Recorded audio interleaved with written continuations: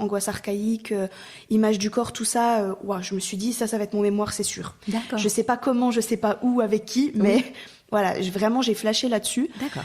Ça m'a vraiment parlé. Et quand je suis arrivée en gériatrie, du coup, je me suis dit, oh là là. Enfin, j'avais cette appréhension du public âgé. Et en fait, comme j'ai dit tout à l'heure, j'ai vraiment adoré. Et je me suis retrouvée avec une patiente, en fait, une résidente qui était angoissée comme pas possible. D'accord. Ça se manifestait comment? Mais en fait, si elle était en salle commune, elle demandait toujours l'attention de quelqu'un. Madame, s'il vous plaît, monsieur, tout le temps. Et même quand on était auprès d'elle, en fait, même quand elle avait de l'attention, ça suffisait jamais. Il fallait toujours quelqu'un d'autre, un appui autre. D'accord. Voilà. Et en fait, petit à petit, je me suis renseignée sur cette dame. J'ai commencé un suivi auprès d'elle.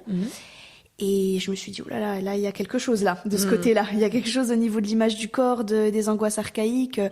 Et du coup, à ce moment-là, je me suis rapprochée d'Éric Pirère pour savoir s'il pouvait être mon maître de mémoire. D'accord.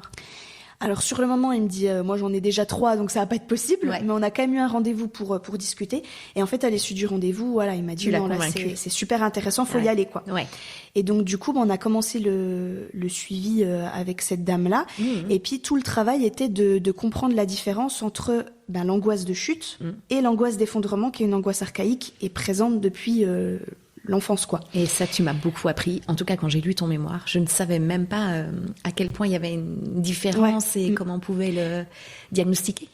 Pour le coup, c'est vrai que ça a été tout l'enjeu parce que, en fait, quand je suis arrivée, cette dame, elle avait une angoisse de chute.